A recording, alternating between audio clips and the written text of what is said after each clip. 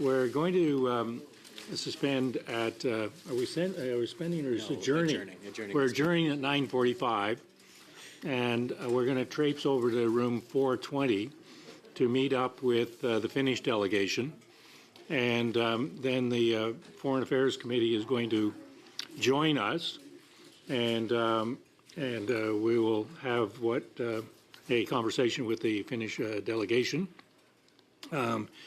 which will last as long as, frankly, members want it to last.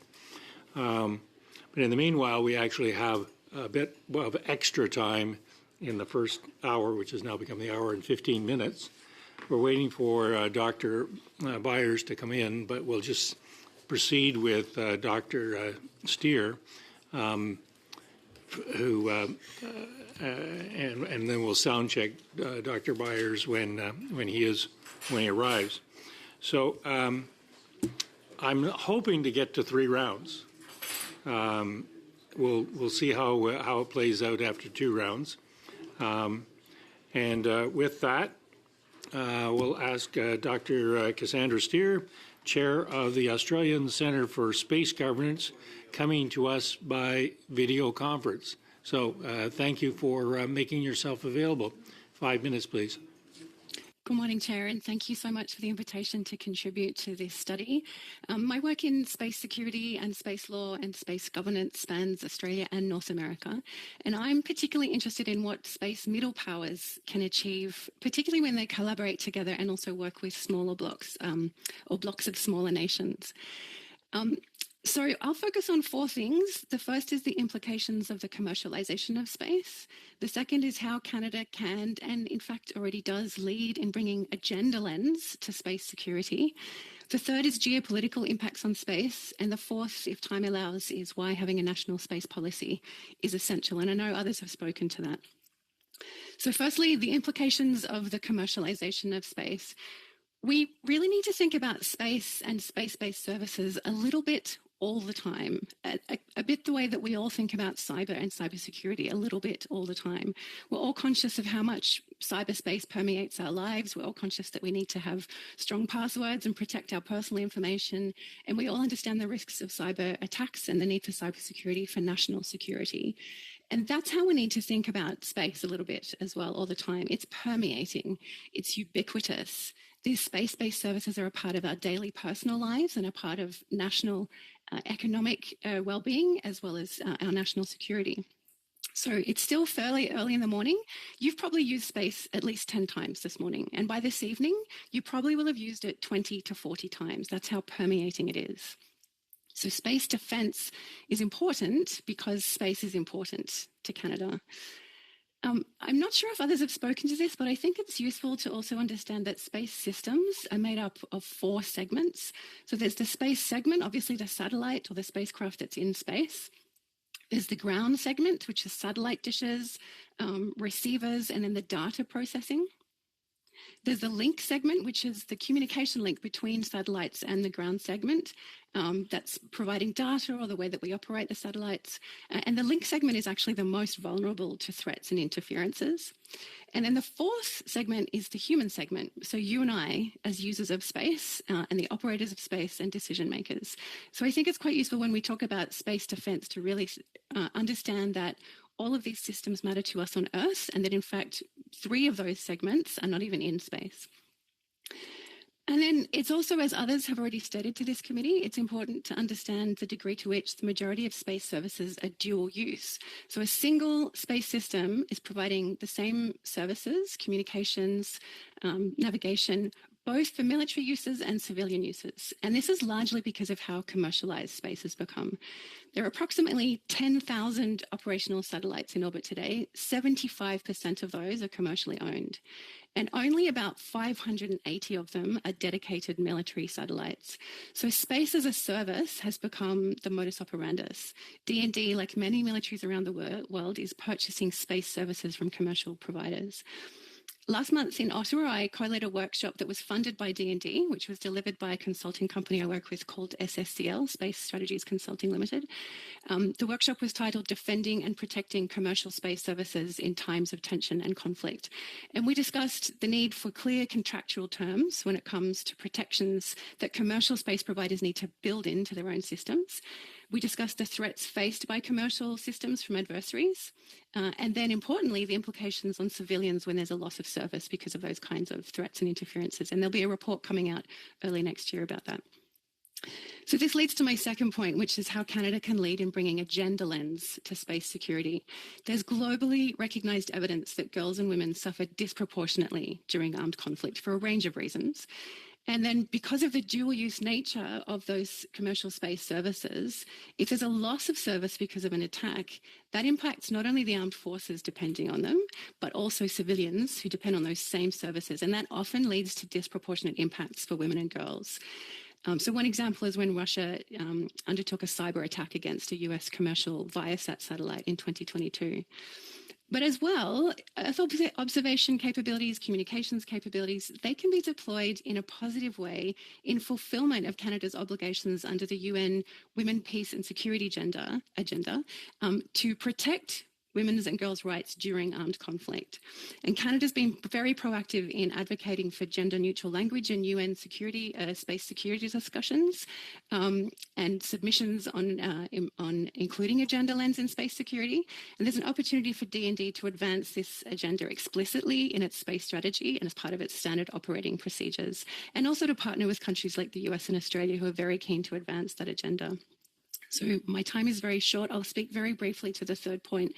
Given that this study includes the impacts of advancements in space of Canada's sovereignty and national security, it's important to understand the geopolitical drivers behind those advancements in space. And I think in its simplest terms, space is just another domain in which geopolitics are playing out.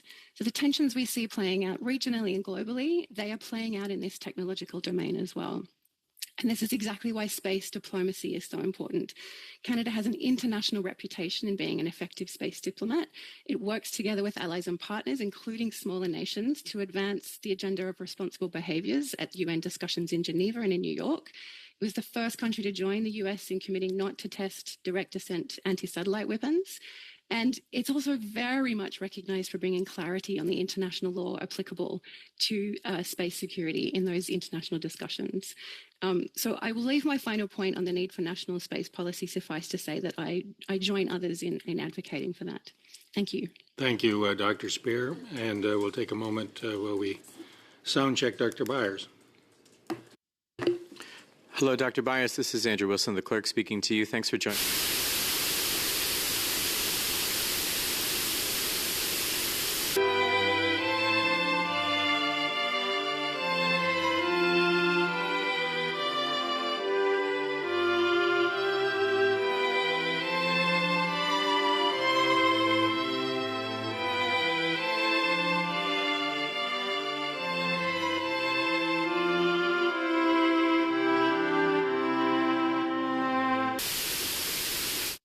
Good to see you again, Dr. Byers. 5 minutes, please. Yes, good morning, everyone. My name is Michael Byers. I have held the Canada Research Chair in Global Politics and International Law for 2 decades now. I co-direct the Outer Space Institute, which is a global network of experts working on cutting-edge challenges in near-Earth space. And also of great relevance to this committee, I co-direct the Space Security Network, which is a D&D funded MINDS network, their academic network funding, that deals with cutting-edge issues concerning space security as it relates to Canada and Canada's national defense. So I'm delighted to be here on this specific topic. It's exactly what I am working on right now. I have 2 simple points, which I will elaborate on briefly. The first is that satellites will always be much easier to attack than to defend. They are acutely vulnerable.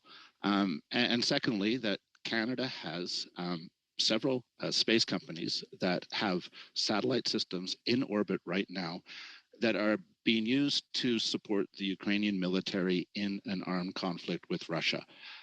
Nothing that I'm telling you is secret. It's all public domain information. It's things that you need to know. So satellites, in terms of vulnerability, in November 2021, Russia destroyed a defunct Soviet-era satellite at 483 kilometers above Earth to demonstrate its ability to use ground-based missiles against satellites. It created a lot of debris. It put both astronauts and cosmonauts on the International Space Station at some risk from collisions from debris, but Russia demonstrated its ability to do that. Russia has been jamming satellite transmissions extensively for the last 2 years across Eastern Europe, from Ukraine all the way up to the northern border between Norway and Russia. On the morning of the full-scale Russian invasion of Ukraine, Viasat, a U.S. company that was providing communication support to the Ukrainian military, suffered a massive cyber attack, went dark on the morning of the invasion. I could go on. Even complex systems involving thousands of satellites like SpaceX's Starlink are vulnerable to all of system attacks, including a Cold War weapon called the November 2021 test right in the middle of the constellation would cause SpaceX to have to engage in tens of thousands of collision avoidance maneuvers, thus rendering the system dysfunctional. So satellites are not something that we actually can defend, which is why things like space diplomacy are so incredibly important, to remind Russia, to remind China that we all are acutely vulnerable to things like debris in space, and that irresponsible behavior hurts everyone. The second point, and this again is public record. We know because shortly after the Russian full-scale intervention that the CEO of MDA, Canada's largest space company, issued a press release saying that MDA was providing synthetic aperture radar imagery to support the Ukrainian military. Incredibly useful imagery, can produce high-resolution images at night through clouds, track Russian tank movements at night, and that's fine. It's been a really important part of Canada's contribution to the Ukrainian effort. Telesat, which operates communication satellites from geosynchronous orbit, it was revealed by the then defense minister that Telesat had a contract from the Canadian government to provide communication support to the Ukrainian military, and one can presume that that's ongoing. As Dr. Steer said, this is quite normal. Lots of satellites are dual use. Lots of governments contract with commercial operators. But the challenge is that by engaging in this kind of support, arguably, these Canadian companies are making their satellites legitimate targets under the laws of war, and therefore potentially implicating Canada in a role in the conflict that we might not want. We've been working really hard to avoid any direct conflict with Russia. We've been working really hard to avoid triggering Article 5 of the North Atlantic Treaty. And these satellites bring us very close to the line of actually being directly engaged in that conflict. And I would encourage members of this committee to think about how Canada should respond if, for instance, RadarSat-2, the principal satellite used by MDA to support the Ukrainian military, was in fact shot down by a Russian missile. What would that mean for Canada's involvement in the conflict? How would we respond? And the next time we get into a situation like this, what kind of considerations would we want to make when deciding whether to allow a Canadian company to engage in this kind of role? It all happened very quickly in February, March 2022. I'm not saying that the wrong decisions were made, but we found ourselves much more involved in the conflict than I think decision makers realized at the time. These are new issues, new areas. But satellites bring us very close to the front line in terms of providing support for things like targeting in conflicts that otherwise we're trying to stay out of. So with those 2 points, that we can't really defend satellites, and that some of these satellites, in the way that they are used, are bringing us into foreign armed conflicts, I'll leave it there and wait for questions from the members. Thank you very much. Thank you, Dr. Byers and Dr. Steer. You've both given us a great deal to think about, and we're going to start off our 6-minute round with Ms. Gallant. 6 minutes, please. Okay, Dr. Byers, NATO, as you know, struggled for a number of years to decide whether or not and what would constitute triggering Article 5.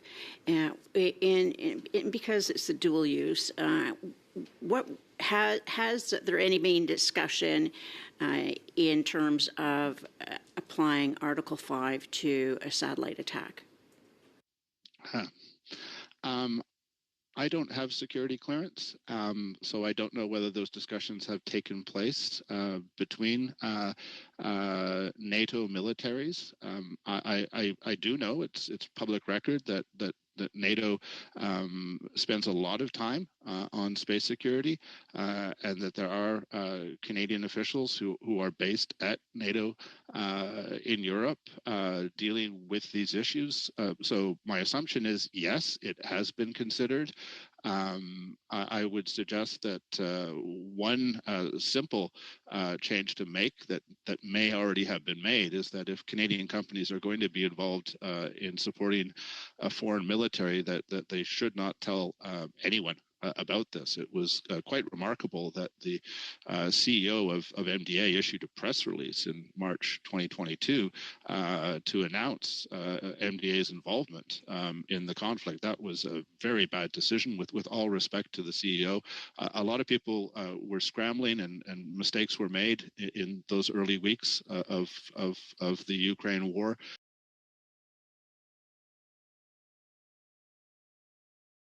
That was a mistake. It put a big bullseye on the side of a $1 billion satellite, a $1 billion Canadian satellite that not only supports military operations, but a whole range of civilian operations, everything from ice navigation in the Canadian Arctic to climate change research. I mean, the list goes on and on. The problem with dual-use satellites is that if you lose one because of involvement in an armed conflict, not only do you risk an escalation of the conflict, but you also lose all the incredibly important civilian uses of that piece of equipment. So again, answer to the question is, I assume it's been talked about. I am not allowed to know. Okay, so Dr. Byers, were you to have security clearance and you did know the answer to my question, would you be able to share it with this committee? No, of course not. Is that? Well, because the records of this committee, the transcript of this evidence is public domain. All right. Thank you, Dr. Byers. Are there any emergency preparedness measures aside from redundancy in space? Are there measures in place ready to execute to protect the Canadian public should there be a hostile attack on one of our satellites? Thank you for the question. My first point about the fact that satellite systems are always easier to attack than to defend actually goes to the point of redundancy in space. I don't think redundancy in space is much of a protection, at least in terms of having hundreds or thousands of satellites in a single system spread around in a single orbital shell. So one of the recommendations that my colleague Aaron Boley and I have made to the Department of National Defense and other NATO militaries is that they distribute their satellite systems across multiple altitudes to spread them out, to make them less vulnerable. So that is one simple answer to this problem. In terms of our vulnerability in terms of day-to-day operations of civilian and military systems in Canada, we should keep non-satellite systems operating. So to give you a simple example, we are incredibly dependent on global positioning satellites. The American GPS system is central to the Canadian economy, to the point that airliners, commercial airliners, are heavily dependent on GPS, and for reasons I don't understand, we are removing the ground-based air navigation systems that used to exist before GPS, so that more and more we don't have a backup. And so if Russia or another hostile state were to somehow take down GPS or interrupt its operations through some kind of jamming system or some kind of in-space attack, we would have a total catastrophe in terms of civilian aviation in Canada.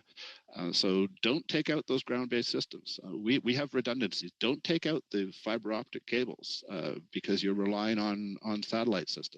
The more that we have different kinds of systems in different places, providing redundancy, the better we will be protected, not just against hostile attacks, but something like a massive solar storm that could also take out thousands of satellites. So let's keep the ground-based systems in place. Don't think that we can save money by removing them and just relying on satellites. Okay, so I'll bring that clip out next time my family complains about my map collection. When the Outer Space Treaty is violated, what types of actions can be taken to ameliorate this? Well, the question applies to all of international law. International law is respected, followed 99.9% of the time, and sometimes you get a bad actor that chooses to violate a rule, to violate a treaty. In the case of Russia, Russia is now a pariah state. It's subject to widespread sanctions. It's facing NATO providing massive amounts of weapons and other support to Ukraine as Ukraine fights its defensive battle. Russia is paying a price for its illegalities, not just with regards to the Outer Space Treaty, but with regards to things as simple as the United Nations Charter and the prohibition on the use of force. Unfortunately, we're going to have to leave the answer there, Ms. Glond. Mr. Collins, 6 minutes, please. Thanks, Mr. Chair, and good morning, and welcome to our witnesses. Dr. Byers, I'll start with you in terms of space debris. I was formerly a member of our science committee and wanted to undertake a study on space debris. And what I found fascinating with that subject is that many of the agreements that govern space are decades old. They were nation to nation when they were signed in the 60s and 70s. And not a lot has changed in terms of updating those agreements or signing new multilateral agreements that would address not just space debris, but other governance-related matters in space. The question that I have for you is, you've talked about, some of the issues that the threats that are posed to our commercial infrastructure that's in space, as well as our military infrastructure in space when it comes to space debris. And I'm just wondering what recommendations you have for the committee as it relates to possibly updating those agreements or continuing along the line of tacit agreements that are in place, soft agreements that kind of govern this whole issue related to space debris and how we deal with it. And then I have a supplemental question related to the same, but I'll ask you that first. That's actually a very tough question. Thank you for it. You're right. The major multilateral treaties concerning space were all negotiated and adopted in the 1960s and the 1970s and have proven remarkably resilient. But they've been supplemented by lots and lots of cooperation. So, for instance, in Canada, we're heavily reliant on a satellite-based search and rescue systems called COSPAS-SARSAT. It was created in 1979 at the height of the Cold War in partnership with the Soviet Union, with France, the United States, and saves thousands of lives worldwide each year. Russia and China are still participating in that system. There is space station. Indeed, an American astronaut launched on a Russian Soyuz rocket from Kazakhstan just a few months ago as evidence of that continued cooperation.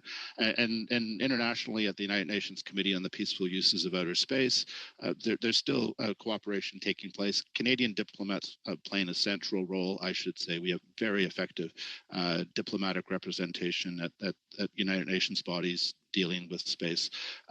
So at that level, things are actually pretty good. With regards to space debris specifically, there are two things that people need to realize. First of all, you can't avoid space debris. Our tracking systems, our radar systems, our telescope systems can only detect pieces of debris that are, roughly 8 centimeters across or larger. And there are millions and millions of pieces that are too small to detect, all going at 17,000 kilometers an hour.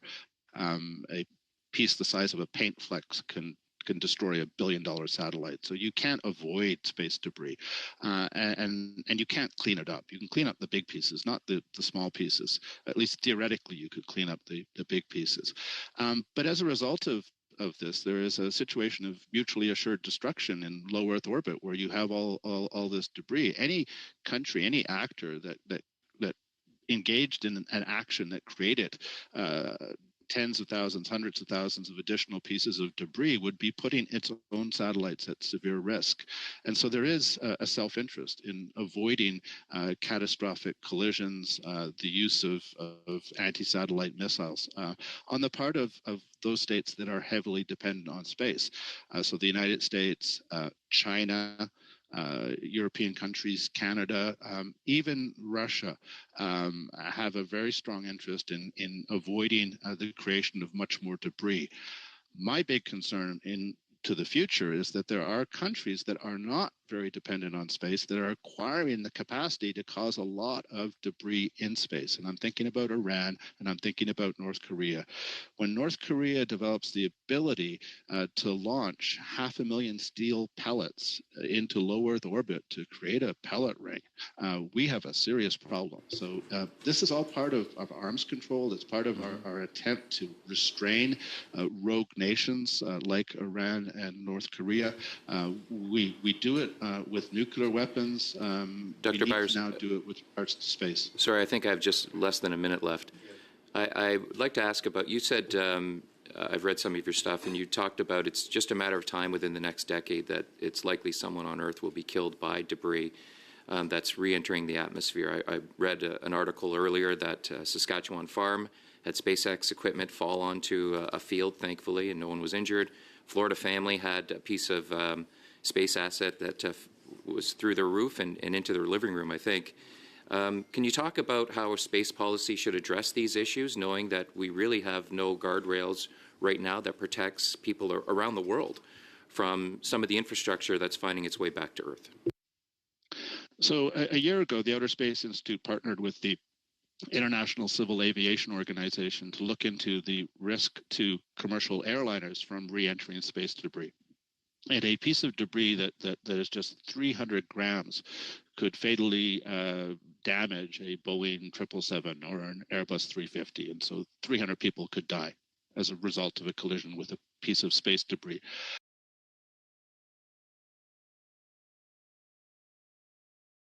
Re-entering through Earth's atmosphere.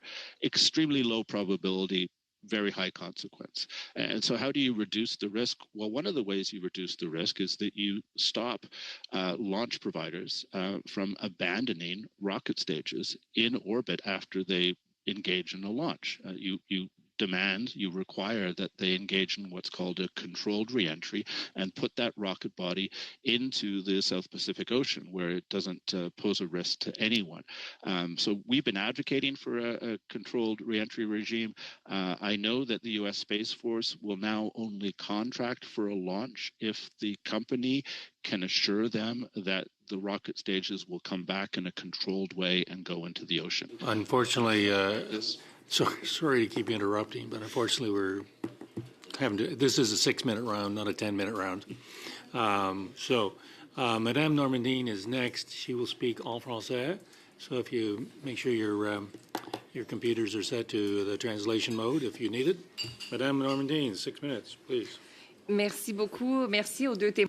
Thank you, and thank you to the witnesses for coming. I will try to alternate my questions. I'll begin with Ms. Steers. You talked about the importance of having a technology that is required for space. We need to be able to detect when there's reentry through a computer system. To what extent should the citizen be aware?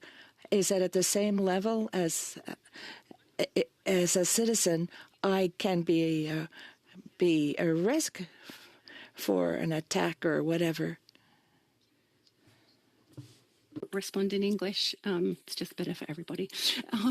But I think it's very important to understand that, in fact, cyber attacks are the greatest risk to space systems. So the direct descent anti-satellite weapons that Michael Byers mentioned, there's only 4 countries that have demonstrated that capability, and it's a highly unlikely kind of interference precisely because of the debris it creates and the risk that creates to their own capabilities. So cyber attacks and other forms of link segment interference like jamming and sending a false spoofing signal, those things are happening every single day already. In terms of the risk of a citizen becoming a vector in that risk is very low. We're not likely to accidentally interfere with that link, but we are at risk of losing out on the service when there are those cyber attacks. So again, the example of Russia launching a cyber attack on the US Viasat satellite in 2022 deliberately and had the desired effect of interfering with communications for the Ukrainian forces, but also all Ukrainian citizens and many citizens in neighbouring countries as well. So I think there needs to be a greater level of awareness of that. I advocate a lot for space literacy. I do a lot of executive education to Australian government and together with SSCL for Canadian government. There's a space fundamentals course that you all can take to get a greater understanding of what those risks are. So as individuals, there's probably not a lot we can do in terms of cyber hygiene or protection, but there's a great deal we can do in terms of raising the understanding of the risks and our uses of those space systems. Merci beaucoup. Une question pour... Thank you. I have a question for you, Dr. Byers. I will piggyback on my colleague Gallant's question. She referred to Article 5 and cyber attacks. Cyber attacks seems to be less of a problem with satellites, but in terms of the damage that can be imposed through a satellite attack, I'd like to hear what you have to say. We knew that cyber attacks against critical infrastructure systems can lead to loss of life, could deal with water treatment, other things. What about attacks for critical infrastructure? Merci beaucoup pour la question. Again, I will respond in English just because it's better for everyone. The first thing to realize is that invoking Article 5 is a decision that NATO states will make. So if there were an attack on, let's say, a Canadian commercial satellite like RadarSat-2, one of the first decisions that the Canadian government would have to make is whether they would treat this as an armed attack that would trigger the NATO obligation. And my guess is that in the situation involving a single satellite, that we would not invoke Article 5. It would be an attack on an important piece of Canadian infrastructure, but it would not be an attack within Canadian territory, and we would be conscious that invoking Article 5 would signal that we were to a direct conflict with a nuclear armed state, which would seem to me highly undesirable. So it's a self-judging invocation. That's the first thing to say. The consequences, however, could be very serious. RadarSat-2 is the principal source of revenue for Canada's largest space company. I don't know whether their bottom line could handle losing such an important revenue generating piece of equipment. And then there are all the users who make use of RadarSat-2. Everything from oil companies using the imagery to monitor pipelines, looking for slumping of ground, looking for erosion problems around their equipment, their operations in remote areas, to Canadian Coast Guard icebreakers navigating the Northwest Passage, trying to avoid multi-year ice, and the list goes on and on and on. So yes, it would be a very serious thing in terms of being just as important as a piece of critical infrastructure located on the ground here in Canada. Okay. Si je peux vous demander de spécifier. Could you please specify when we talk about human life? I do understand the economic side of a cyber attack, but what about human life? Of RadarSat-2, there would be some implications in terms of our ability to do things like sea ice monitoring, which enables us to resupply Arctic communities. So there are some direct implications. The more serious ones, however, would come with regards to commercial satellite operations. If we think about SpaceX's Starlink constellation, it is now providing essential services across northern Canada. There are pizza box sized terminals outside lots and lots of buildings in Nunavut and the Northwest Territories and the Yukon now, and we're seeing greater and greater dependence on the satellite system. Institutional subscribers have a backup. They will have a subscription to a geosynchronous satellite service, but SpaceX is becoming more and more important. Okay. And there are several complications of that. One of which is the vulnerability of the system. Again, I'm having to interrupt. I apologize again. Being dependent on Elon Musk does not give me warm fuzzies. Ms. Matheson, 6 minutes, please. Thank you, Chair. I want to thank both of the witnesses as well for appearing with us today. Ms. Steer, you've written at length about the need for creating binding international agreements to prevent the militarization of space, and the need to specifically prevent the testing of direct ascent anti-satellite missile systems. So we've seen other nations, Russia, the U.S., India, they've tested these systems. So can you talk about the impact of why it's so important to prevent future testing? Yeah, was that question to me or to Sam? Sorry, that was to Ms. Steer. Thank you for the question. So Canada was, as I mentioned, the first country to join the US in committing not to test those direct ascent anti-satellite weapons, or DAASATs. We now have 37 countries around the world who've made that unilaterally binding commitment, that under international law, when a state makes a unilateral statement like that, it is binding upon itself. On top of that, we have UN General Assembly, where I think there's something like 130-something countries that voted in favor of the notion of a moratorium on testing those DAASATs. That doesn't mean that they're then bound. That's a political expression. As to whether or not we need to have a binding treaty on that, I mean, those are exactly the discussions ongoing right now. In fact, this very week at the UN in New York, and there will be a new open-ended working group that will look at what kind of non-binding agreements can we come up with, so norms of behaviour, and is there a potential to have a treaty that might prohibit it? I'm actually of the mind that a treaty is not necessarily the outcome that we want. The point is, as Dr. Byers also mentioned, the amount of debris that's created. So there's 4 countries that has tested them. In each case, there's an enormous, uncontrollable amount of debris that is created. The Chinese test in 2007 still has some debris today that is in orbit. Thousands of pieces of debris created, and these things are moving at 7 kilometers per second in low Earth orbit. And as Dr. Byers said, something the size of a fleck of paint can be lethal to a satellite. It's uncontainable.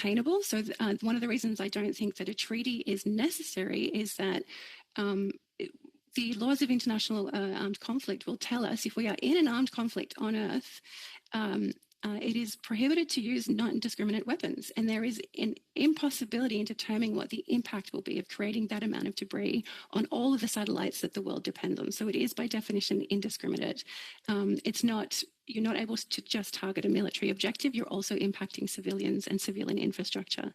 And that also goes a little bit to the questions that we've heard around what are the impacts of cyber attacks on humans and indeed on the question of would, under Article 5, an attack be considered something sufficient to trigger the Article 5 of the NATO Treaty? It all depends on the effects of those kinds of attacks. So when we're talking about DA-ASATs, they create debris and it is impossible to contain the debris, so we do not know what the effects will be, but we do know that at some stage that debris is going to hit something. When it comes to cyber attacks and these non-kinetic interferences, the question is, what is the physical effect of that attack on a satellite system? Is that cutting off people's communications? Is it impacting search and rescue? Is it impacting satellite systems that actually the part of the control system of water systems for the city, for example? Or is that going to impact food security because of the dependencies on those satellite systems? So it's all about the physical effects in the real world. And we know both from how the laws of armed conflict apply to cyber and how we think they apply to space, that as soon as we have something that is sufficient in terms of its effects in the physical world, we can determine that that is sufficient to say it is an armed attack. But it is a case-by-case decision.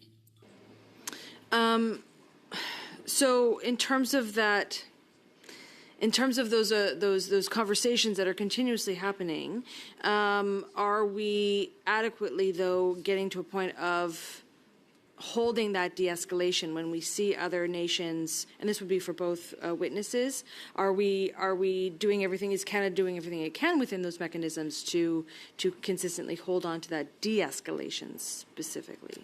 I think Canada's doing an outstanding job in that sense. And this is what I said in the beginning of my opening comments about the important role of middle powers. Canada is recognised as a very strong space diplomat. It took a very active part in the first open-ended working group that ran for 2 years. It was also one of just 22 nations that took part in a group of governmental experts, which just closed off earlier this year and came up with a consensus report, which was no small achievement. The open-ended working group was unable to come out with any kind of consensus report, even one simply stating we met on these dates and these countries took part, because it became politicised. To be frank, Russia refused to agree on any consensus to release a report. But we did get to a consensus report in that smaller group of governmental experts, and Canada was one of the countries that worked very hard to achieve that. I would highly recommend you all read that report. It's not very long. It goes into whether or not we need to have binding treaties or whether we can, and can we also keep working on non-binding norms of behaviour to indeed de-escalate. Canada's doing an outstanding job. Right now there's a proposal to have 2 new open-ended working groups, one focusing on treaties, one focusing on non-binding norms, and that is just going to completely dilute the process and make it impossible for smaller nations to participate that don't have large enough delegations to take part in 2 parallel processes. So Canada's working very hard with a lot of other countries. The vote will take place next week in New York as to whether or not those 2 open-ended working groups can be merged into one. I think one other thing Canada does exceptionally well is the kind of corridor diplomacy and behind closed doors diplomacy, where they do work with smaller nations to make sure there's shared understanding and to strategize about how to really push that vote forward to get a single open-ended working group, and outside of the UN multilateral discussions as well, to keep working together with other nations. Space literacy, space. Going to have to, unfortunately, we're going to have to leave it again there. Mr. Allison, 5 minutes. Thank you, Mr. Chair. So my question, I want to talk a bit about AI, and I realize that that's not necessarily specifically your people's areas of expertise, but I would love to get your thoughts. And so to you, Dr. Steer, what do you think about the developments in artificial intelligence in the defense sector as it relates to space? I think this is something that is not gaining sufficient attention, to be quite honest. Satellite systems are more and more dependent on AI for various aspects. Some of it is just about the data processing. So Earth observation satellites are gathering enormous amounts of data. AI is used to process some of that data. But if that's being used to then feed into military decision-making, we need to know that there's sufficient trust in those decision-making models and those automated models. A lot of the space traffic management is dependent on AI. So again, over 10,000 operational satellites and well over 130 million pieces of debris, some of which, as Dr. Byers said, is too small for us to even track. So AI is increasingly used as a space traffic management tool to have satellites perform collision avoidance maneuvers and to try and predict where there might be collisions. And all of this is really necessary because of the physical speed in space, the amount of data that we're using, and our dependencies on satellites. But I don't think there's sufficient understanding about what risks that brings, particularly, again, if that's going to feed into military decision-making for targeting, for navigation of one's own troops on land, at sea, or in the air, for communications, for understanding the movements of adversaries. AI is becoming more and more a part of that decision-making chain, and when it's built into satellite systems, we don't have enough opportunities, I think, or enough proactive mechanisms for those working on the AI systems and those who are space experts to really be bringing those two worlds together. There are high risks, I think. Thank you. So I'll continue the question then. So as AI continues to grow, certainly in all aspects of our lives and military and space, so let's talk a bit about cybersecurity as it relates to that. I mean, do you think Canada is ready to tackle some of these challenges in this complex world of AI? I mean, I think that's a question we could pose to every country. Yes and no, for the reasons that I just said. But I do think that there are strengths, and this goes to the more kind of what can we be doing to defend and protect satellite systems, whether those are commercial or sovereign, is that and one of the challenges is that the competition for the skill set. So the people with the technical understanding are probably going to take jobs in the private sector where they're higher paid. It's hard to get them to come into government jobs, civilian or military. So that is one challenge. And I think, my fear is none of us are really fully prepared, but I think we really need to be bringing those worlds together. We need cyber experts, AI experts, space technology experts, and then the governance experts of those different areas all working in the room together. Thank you. So next question is, in what ways do you think government then can maybe create the advantage for Canada when it comes to technology in terms of AI? So what kind of ways can the government do a better job in order to take advantage of this? Unfortunately, I think it comes back to procurement, which I know is also an issue this committee has heard a lot about. But when you have relatively small companies in space, in AI, and in cybersecurity, and probably cybersecurity, they do better at this, but certainly in space and AI, oftentimes the government wants to see those companies demonstrate the technology readiness level of their capabilities by having other clients first. But that's a near impossibility. Those kinds of capabilities, they're only going to find other clients if the government has already procured their capabilities. It has to go the other way around. So the government has to be prepared to be the first client, and that's difficult when there are low appetites for risk. But I think given the speed of these technologies, that's just something that somehow the government is going to have to become prepared to do. Yeah, and I think the U.S. is a good example. I mean, they are always there, making sure that they invest in their technology. So I think that's probably not a bad example. Maybe just the last question here then. So if we start looking at investing money into AI in particular, or AI infrastructure, is there any particular investments you would recommend as a starting point, or would be more important than others to get going on as far as when it comes to technology, artificial intelligence, infrastructure? Where would you think would be a great place to start?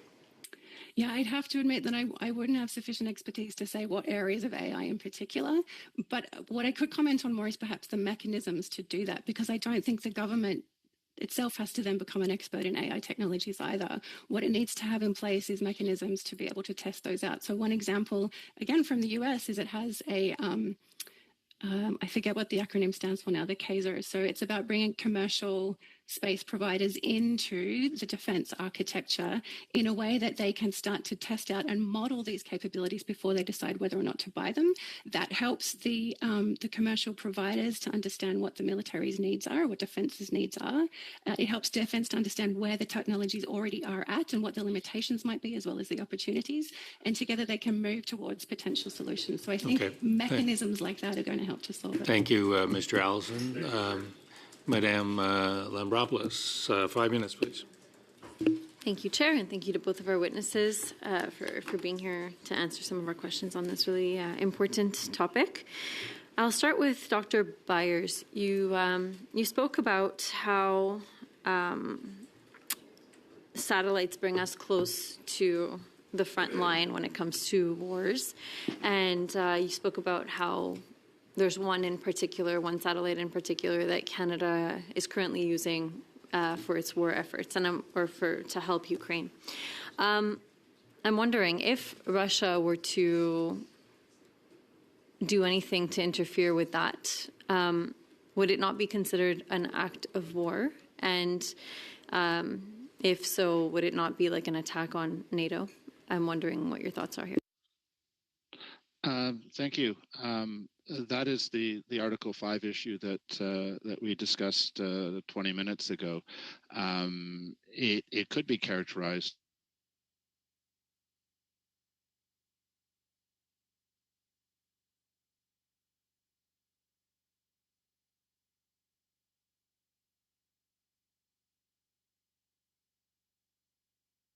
based missile that was launched from Russia. Sorry, we lost you for a good few seconds there. Would you?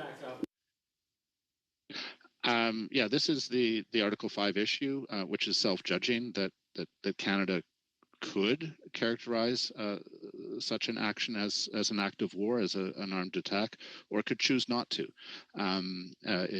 There would be an attribution issue with regards to some kinds of attacks, not with regards to others. A ground-based missile launched from Russia would quite clearly be attributable. But again, my point is that we need to think hard in advance. We give permission to satellite companies to provide such support in a foreign armed conflict, whether we are prepared to be making these tough decisions later. Like, do we want to be in a direct conflict with a nuclear armed state because we gave permission to a Canadian satellite company to provide support to frontline operations in a foreign armed conflict? That's the question. It's a policy question. We need to get in front of this, decide what are our criteria for giving permission to Canadian companies to support foreign militaries.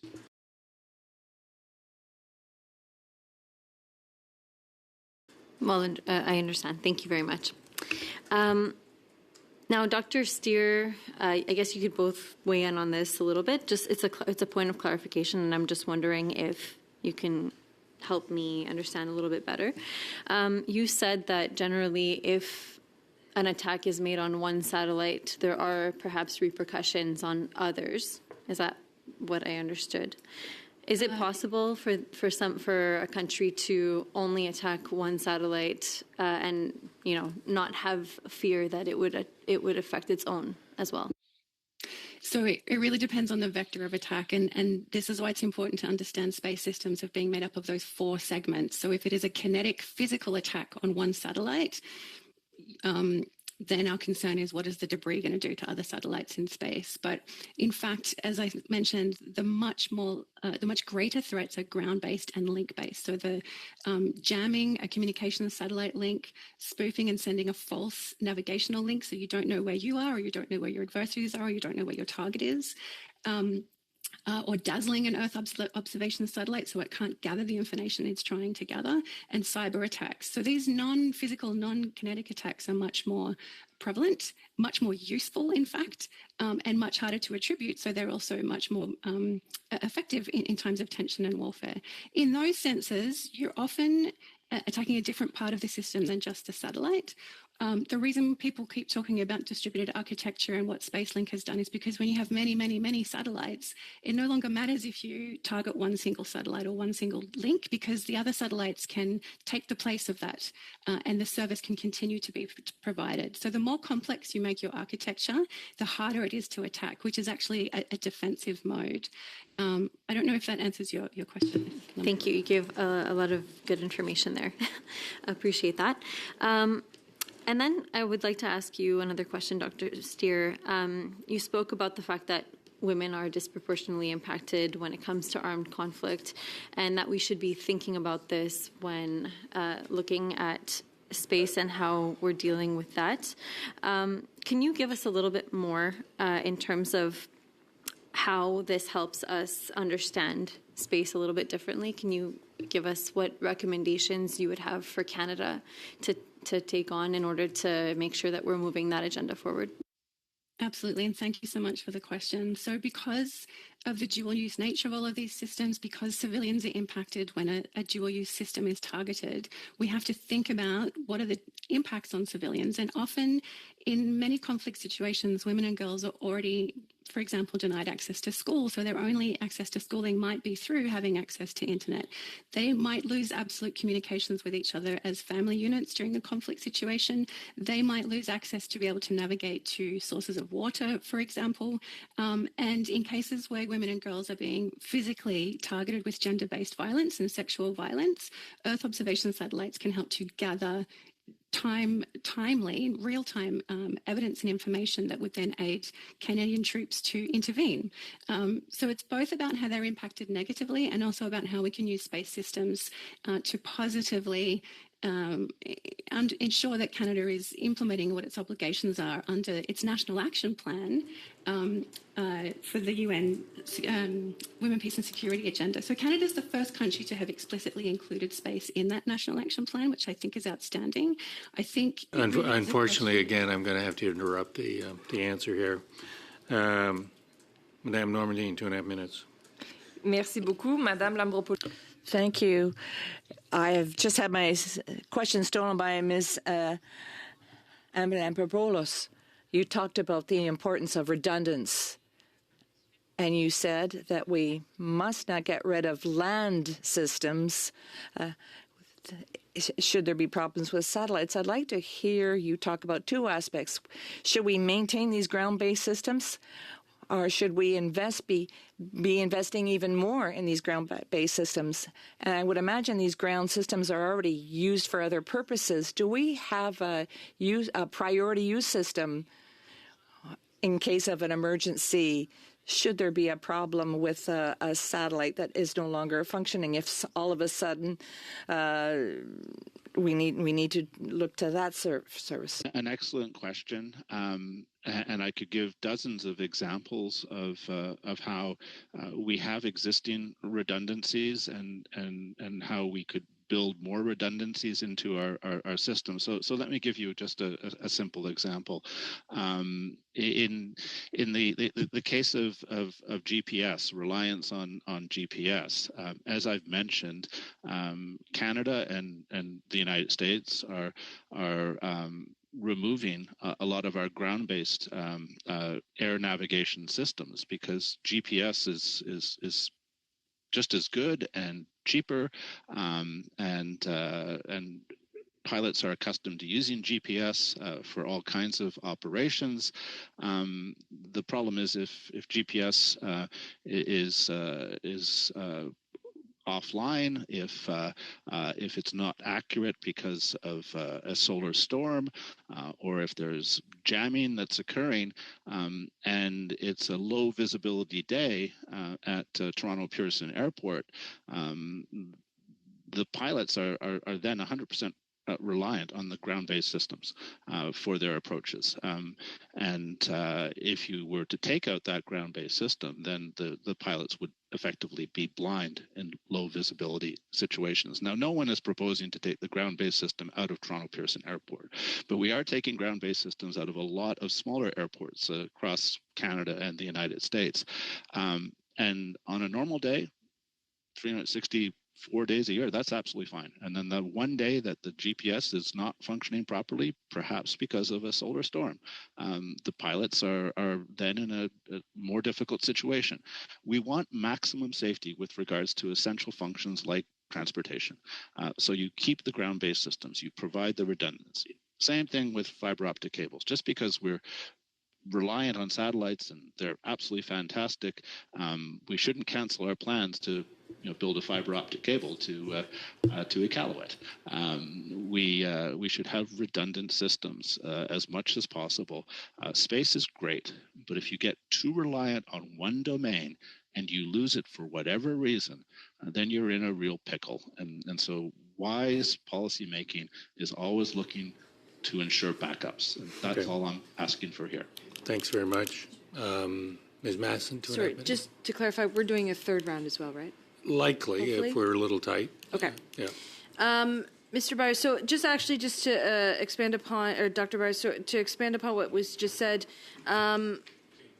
we also then would be in risk of losing the skills in terms of the people's ability to read those, I guess you would say they call them maybe older systems or those backup systems in favor of GPS? Is the loss of like the human component of being able to understand them or read them or use them being lost as well? Yes, presumably it is. I remember having a conversation in September 2019 with a very senior U.S. Navy official who was reporting on a NATO naval exercise that took place off the coast of Norway, where the Russians had jammed GPS throughout the NATO exercise. Now, this senior U.S. officer was pleased with that because his personnel on the U.S. Navy ships had to get out their sextants and do it the old-fashioned way in terms of navigation. So the Russians had actually improved the exercise by causing this problem, by rendering GPS unreliable through jamming. So yeah, we need to maintain the old ways. We need to, for instance, know how to navigate an oil tanker from Vancouver out into the Pacific Ocean without GPS. So we need to make sure that our ship's pilots know how to use the ground-based lighthouse systems to navigate their ships and not, become too dependent on their computer screens and their global positioning systems. But that's a general issue. As we move further and further into digital technologies, we need to make sure we don't lose the old ways of doing things, because if the internet were lost, if satellites were lost, we don't want to go back to the Stone Age. We want to go back to the 1990s. I'm not sure what time I have left. Oh, well, I'll just say then that it would be incumbent upon the federal government to also continue to invest in lighthouses, I would assume, which they are not. Thank you. Mr. Stewart, 5 minutes, please. Thank you, Chair, and thank you to the witnesses. Dr. Byers, you talked about space junk and space debris, and it's something I think that's been talked about for a long time. But I'm wondering, what do the operators of spacecraft do to protect themselves from space debris? Because I'm not hearing about a lot of collisions or damage, or maybe I'm just not reading in the right publications. Well, they do several things. First of all, they will often choose to put their satellites at altitudes that have less congestion, less debris, so that's one strategy, where you position your satellites, your satellite system. Some operators, build shielding into their satellites, build redundancies. So instead of having, just one electrical wire connecting two components, you have two electrical wires. So if that tiny paint fleck of space debris were to cut one of the wires, you'd have a backup that would keep the satellite operational. But the more shielding you put in, the more redundancies you put in, the greater the cost of your satellite. And one of the big problems today is that some operators, led by SpaceX, have adopted the consumer thousands of mass-produced, low-cost satellites with no redundancies, and then just an operational life of 4 or 5 years. So just like your cell phone, they throw it away after 4 or 5 years, send it into a reentry. Is there a point, like a forecast point, where we're going to reach maximum saturation of artificial satellites in space?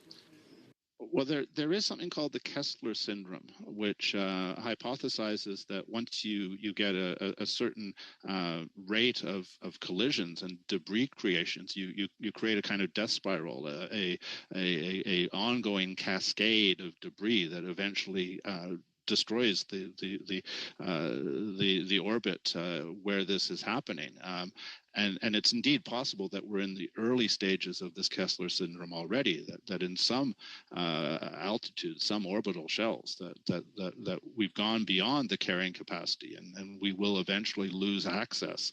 But we need to combat that by insisting that satellites are capable of withstanding small debris hits by having redundancies, by having shielding, that they're built to last. They're built for the conditions of space. Talk about Iran for a second.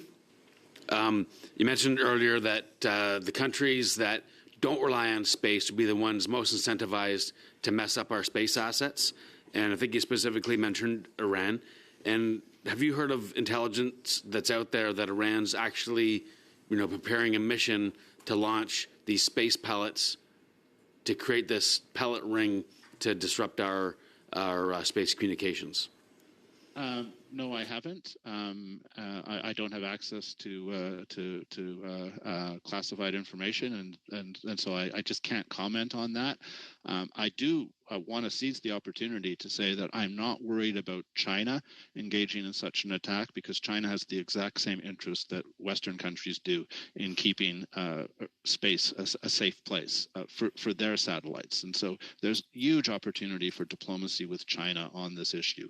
And of course, we can walk and chew gum when it comes to a great power like China. We can stand fast and build up our defenses while cooperating with China on discrete issues where there is a shared interest, and this is one of them.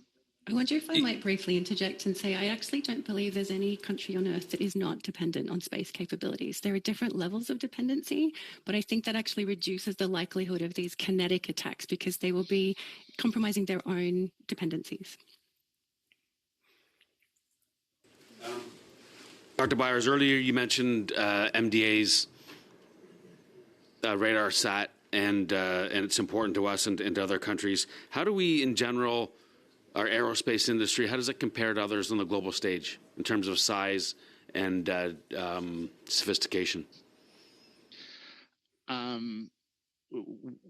Canada was the third country in space. We had our first satellite in space in 1962, and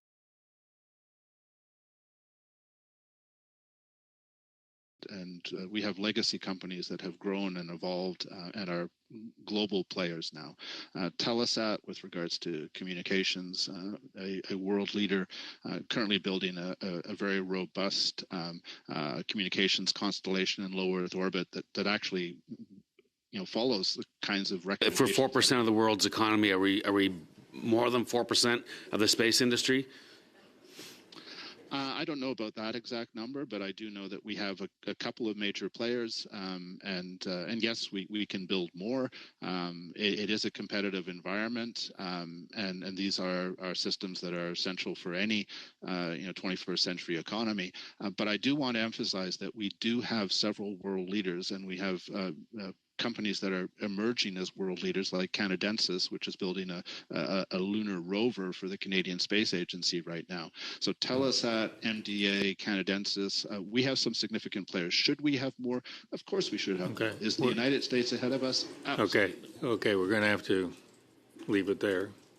Mr. Pawlowski, final 5 minutes. So, Professor Byers, you've talked about Canadian satellite companies allowing the Ukrainian military to use its satellites, the possibility that these would become legitimate targets and bring Canada into an international conflict.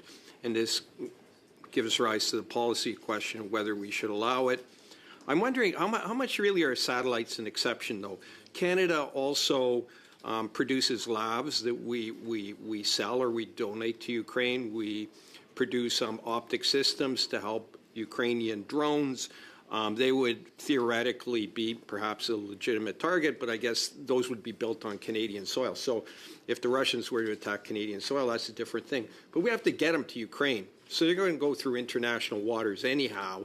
So isn't that a comparable kind of situation, and how much are really satellites kind of an exception in international law? Well, let me say from the outset that I actually support the provision of satellite services from Canada to the Ukrainian military. This is a almost existential issue of international security, what's happening through the Russian invasion. So I support what's happening. My point is that I'm not sure that careful consideration was given in March 2022 as to the possible implications of allowing companies like MDA and Telesat to provide frontline support. And what I mean by frontline support is communications that's actually used in targeting, imagery that's actually used in targeting, and it creates potential risks. So not only is the satellite potentially legitimate target, so is the ground station. Where's the ground station? It's in Richmond, BC.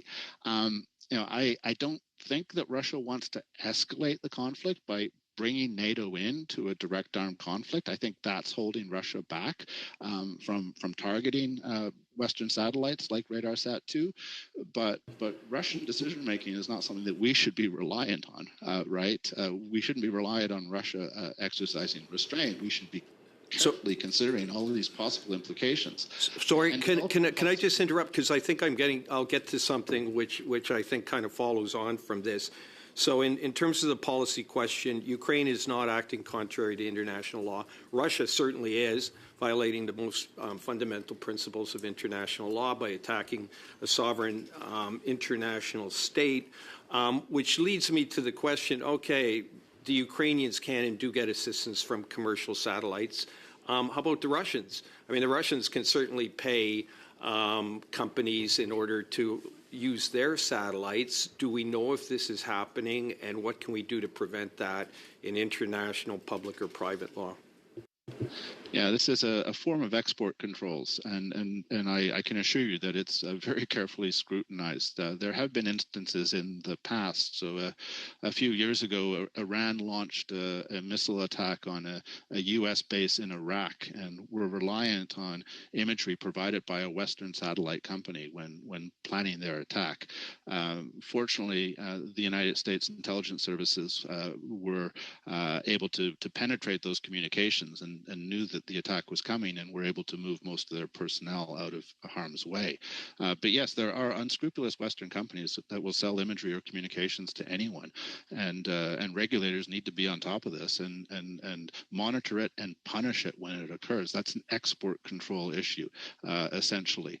And what I'm concerned about is that we essentially have Canadian companies that are acting like private military contractors, providing support to a foreign armed conflict, and that has implications that need to be very carefully considered in advance. It would be like having a Canadian company sending mercenaries to fight on the front line in Ukraine.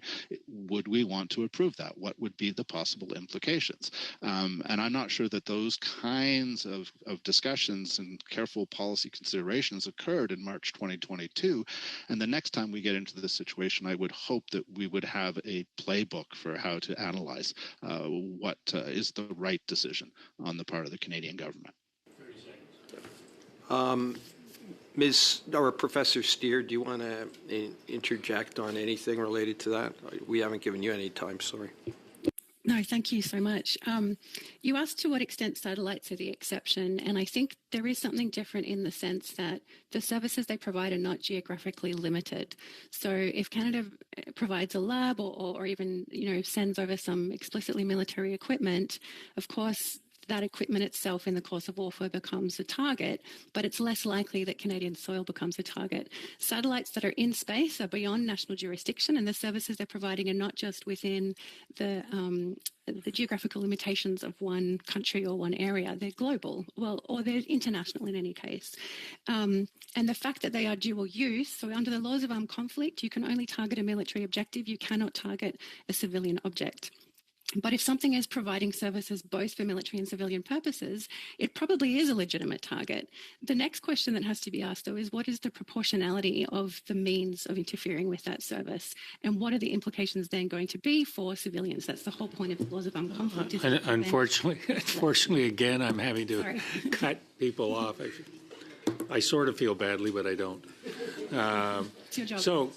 Colleagues, we've got 15 minutes and we got 25 minutes worth of questions on a third round. I'm assuming we want to go to a third round. So 3 minutes. Mr. Bazan. Thank you. So my question's to Dr. Steer. You had mentioned a group of 22 nations that worked together to produce a report, and that we should read it. What was that report again? That is the group of governmental experts that met under the banner of the UN to discuss the advancement of the prevention of an arms race in outer space. And the report came out just in August of this year. We'll make sure that our analysts find it and circulate that. Secondly, you said there's 22 nations that are part of that? That's right. It's a closed group. So the open-ended working group is every country that's part of the UN can participate. The group of governmental experts is a selected closed group, and Canada was one of the countries. Okay. Out of our adversaries, was China, Russia, Iran, or North Korea members of that group? China and Russia both were, yes. Oh, yeah, it was Taiwan. They should be. Now, Australia, you come from Australia, you're in kind of an advantageous position of being a member of AUKUS. And we talk about artificial intelligence, we talk about quantum computing, we talk about machine learning and cybersecurity. Now, is AUKUS Pillar 2 also going to be digging in on providing those types of capabilities to space assets by the 3 nations that are currently members of AUKUS? So that is what a lot of us who understand how these technologies intersect are really hoping for. I think AUKUS was put together in a great rush. To be quite frank, the entire Australian government knew nothing about it until the public announcement was made by the Prime Minister. Like, it was not taken through the proper procedures, and I think everyone just went nuclear submarines. And it's only later that we've started to really try and unfold what does this mean for all the other kinds of technological dependencies and potential capability opportunities there are. So yes, it will fall under Pillar 2, but that's taken a great deal of advocacy and work from a lot of different sectors. Okay, both of you as witnesses have talked about the danger in turning satellites into space junk and the vulnerabilities that creates and the existential threat to life here on Earth. However, the big concern that we've had at this committee is the use of EMP, electronic magnetic pulse, and how that can take out, and definitely there'd be collateral damage to infrastructure of existing nations. But a country I would think like North Korea or Iran, which has limited space capabilities, using an EMP would have little detrimental impact upon their own nations, and they would look at and take the calculation that it would be greatly damaging to Western democracies. So is there a way to defend against that? And if so, how? So I actually take a bit of a critical stance on the assertion that that is likely, because I think we can't underestimate just how dependent, as I said, every country is. So they may not have their own satellites in space, but not as Australia have sovereign satellites in space. We have some commercial ones, but our internet, our telecommunications, our navigation, it is a part of our everyday lives, even in countries where, even in developing countries and even in these countries where people have concerns about their political motivations. So I think the risk of them bombing space back to the Stone Age is actually quite low. That said, we can't predict, political decisions. They might be willing to take a bigger risk. Thank you, Mr. Bazan. Ms. Lalonde, 3 minutes. I think it's Mrs. Madame Lapointe. Professor Byers, my writing is Sudbury, and it's a mining town, so all things mining are of interest to me. And your book, Who Owns Outer Space, which is a great title, by the way, explains that the 1967 Outer Space Treaty says exploration and resources of space should be shared by all people on Earth, but space mining is a challenging legal framework. Can you elaborate on this issue? Yes, it's my interpretation of the Outer Space Treaty that it does not actually address the issue as to whether commercial space mining is allowed or not allowed, that issue was left until later. And fair enough, it was 1967. But that issue is the centerpiece of some pretty important international diplomacy right now. And it's not just as to whether commercial space mining is allowed, but if it is allowed, then what are the restrictions on that? What are the necessary safety and security considerations? How do you coordinate between different actors, for instance, on the moon? So that's at the heart of diplomacy these days. There is a working group at the United Nations Committee on the Peaceful Uses of Outer Space that's engaged in a multilateral investigation of this very issue.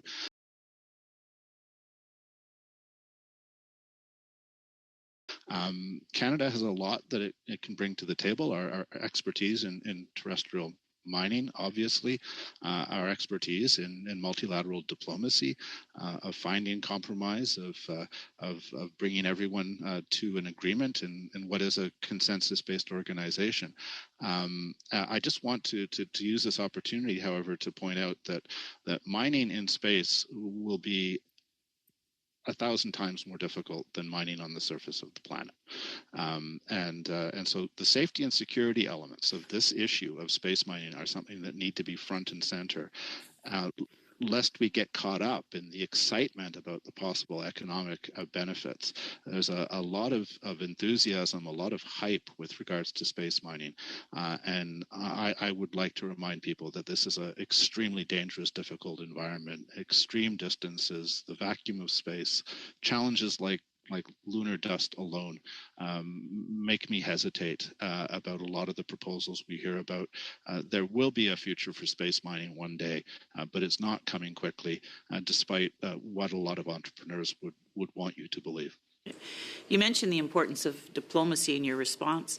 So with the increasing discussions that we're having around space as a potential military domain, what policies or diplomatic measures would you advise Canada to support to prevent that weaponization of space? And how do you see Canada engaging with allies to promote space as a peaceful domain while ensuring national security? I don't want to imply any criticism of Canada's diplomats. I do think they're doing an exceptional job in this domain. But there are some things I would like to see more of, and one is engagement with China and India on these issues. India is also a significant space power. We obviously have difficult relations with China and India on other issues, but we have shared interests with regards to space. And diplomacy isn't about talking with your friends, it's about talking with your adversaries. It's about finding opportunities and compromise. And as a middle power, those kinds of bilateral and track two conversations with China and India could help to move this ball down the field. Okay, again, I'm not easy. Sorry to keep interrupting here. 90 seconds, Madame Normandine. Merci beaucoup, Madame Steer. Thank you. I have a question for you, Ms. Steer. We talked about the consequences of attacks, but are the forums adequate to prevent accidents between allied countries? Is this something is flying under the radar, or do we talk about it? Discussion about the need for transparency and communication about particular activities in space, particularly as we see more counter space operations, so satellites being able to sidle up to each other, either to repair them or interfere with them. And so the need to communicate intent and have transparency and confidence building measures precisely to avoid, if that's what you meant by accidental interferences or misreadings of what those activities are. Et advenant, par exemple, qu'il y a des litiges should there be lawsuits that may be in the public domain or in the defense domain? Do we have forum to get through this? Do allied countries participate in this adequately? Sufficient forums for that? I mean, I think there are more and more discussions about we need to have points of contact. We need to have better sharing of information about space debris and space objects, but there isn't sufficient international governance around this. There's a lot of discussions to try and advance that, both in the UN multilaterally, also bilaterally and minilaterally, and a lot of involvement of the private sector, because they very much need to be involved. But it is, I think there is awareness. It's not under the radar in the sense that there is awareness that the forums are insufficient, but we're not quite there yet in terms of having those mechanisms of engagement. Thank you. Madame Masson, 90 seconds. Ms. Lapointe had sort of asked a little bit about what I was going to ask. So, and I'm totally going to pun this out, but I want to drill down a little bit more on that resource extraction. I couldn't help myself. It's the coffee. Just in terms of, and Dr. Steer, maybe you can talk about this in terms of the U.S.-led Artemis Accords on this, and that potential the extraction, resource extraction interests that the Americans are leading? Are the Artemis Accords different? What should Canada be concerned about in that regard on resource extraction? Yeah, so I think Michael's right that the Outer Space Treaty left it a little bit open to interpretation. It is prohibited to appropriate in space. If you ask any country where other countries or companies have come in to take their natural resources, they will say that is appropriation. There are debates as to whether or not the Artemis Accords themselves are perhaps, some countries would say, a violation of the Outer Space Treaty. The US has simply said it is our interpretation of the treaty that space mining is lawful and will take place. So any country that has signed on to the Artemis Accords has thereby agreed with that definition, which includes Canada. It includes Australia. Australia is one of just, I think, 3 countries that have signed both the Artemis Accords and also the 1979 Moon Agreement, in which it said no entity can own any part of the moon, and that if space mining is about to take place, we need to have an international regulatory regime in place. There are discussions ongoing at the Committee on Peaceful Uses of Outer Space. There are 3 or 4 different regimes, and China and Russia have their own alternative regimes. So we just don't quite know what the outcome is going to be. Okay, thank you. Mr. Bazan, 3 minutes. Thank you. I just want to follow up quickly on a couple of things. One, first of all, if you look at RadarSat and the use of it in Ukraine, and as a member of the government back in 2015, we had rigorous debate on whether or not to provide RadarSat images to Ukraine in 2015, and made that decision, which I was proud to be part of. In 2016, of course, the government of the day under Stéphane Dion as foreign minister, the Liberals canceled that, which was directly seen as a reset or an appeasement of Putin. And then for 6 years, we argued from the Conservative side that we should reinstate that, which finally happened under Minister Annan, National Defense, and something that we applaud. But it is necessary to have that intelligence gathering capability so Ukraine knows what's happening on their doorstep. Now, when talking about RadarSat, our understanding is that National Defense only has one dedicated satellite to ISR, to intelligence, surveillance, and reconnaissance. And I asked this to both, I know Dr. Steer, you work directly with the Department of National Defense. Mr. Byers, you from a NORAD perspective have been studying this issue for a long time.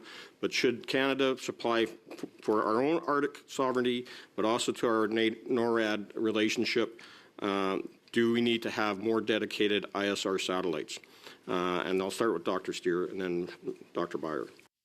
I would say yes, Canada does need more sovereign ISR satellites. At the same time, Canada benefits from being part of CISPO, the Combined Space Operations, which started as a Five Eyes alliance, but now includes Germany, France, Italy, and Japan. And that is about sharing intelligence, space-based intelligence. Canada is a middle-sized economy. It's a middle power. It can't do everything. No country can do everything on its own in space these days. I also think that space technology collaboration can be used as a policy lever for other interests. But when it comes to ISR needs in particular, yes, Canada needs more dedicated sovereign capability, but it also can continue to benefit from that international partnership.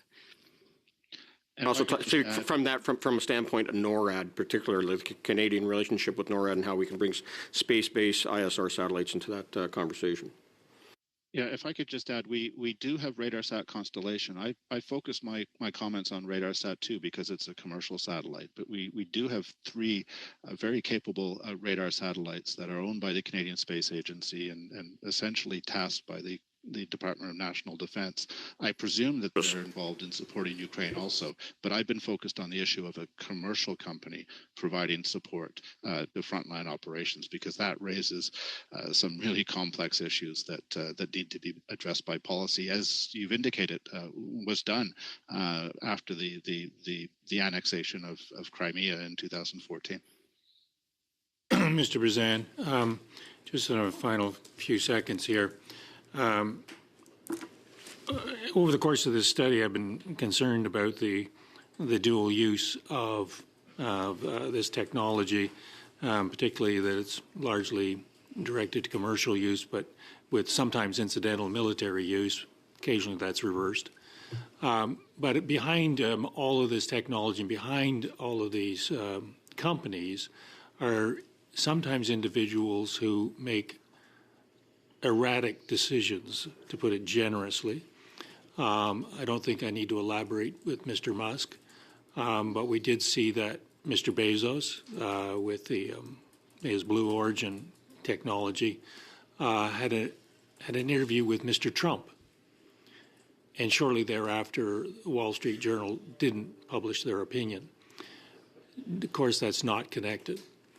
I would be interested in your thoughts, because we have got ourselves into a hugely dependent upon a very small group of individuals, which has created a vulnerability for all of our nations. I'd be interested in your reflections on that vulnerability. If I could start, I would say I think Elon Musk is an outlier. I mean, other countries' commercial space companies don't have a monopoly over orbits, don't have the richest man in the world at their helm who's having essentially state visits internationally. So he's a bit of an outlier. But I think that means we need... But a very important outlier. Absolutely. And that's why Canada needs to then decide, well, to what extent do we want our nation to be dependent on Starlink as a specific capability? Because it helps in connecting remote communities, for example. But what could Canada be putting in place to make sure that it does not become reliant on a capability provided by an outlier individual? I think the commercialization of space is not only inevitable, we've passed the Rubicon on saying, well, do we want to engage with commercial actors? It's just the way it is. 75% of systems globally are commercially provided. The D&D buys commercial services, and that is going to continue to increase. So rather than question whether we want that relationship, we have to look at what the implications are. I mentioned the workshop that we held in Ottawa last month, and there'll be a report coming out that delves into these issues in great detail and identifies further areas for further research. So I'd be more than happy to simply pass that report on to Andrew or to the chair. That would be very beneficial. And I see Dr. Byers is itching to get in on this question. Yeah. The Canadian government gave Telesat an extra $1 billion for its Lightspeed constellation very shortly after Elon Musk limited Starlink coverage in the Black Sea, thus compromising the ability of the Ukrainian military to target the Russian fleet in the Black Sea. I connect those two developments. I think the Canadian government acted responsibly. We need our own sovereign communications constellation, and Telesat and MDA are building that for us right now. So the answer is yes, we do need to reduce our dependency on large companies, especially those led by mercurial, inconsistent people like Mr. Musk. But we've started that response already, and I look forward to Telesat Lightspeed filling a big gap and providing us with that increased security and dependency. Yep, hear. On behalf of the committee, I want to thank you both for this absolutely fascinating conversation. A little spooky, that's right. Yes, on Halloween. Yes, well, none of us are going to dress up as space assets, though. Though I have to say that occasionally I think the opposition is from outer space. With that, I just again want to thank you. This has been very helpful, and Dr. Byers. A, good to see you again, but B, glad to see that the caffeination really cut in and you articulated your positions quite well. So.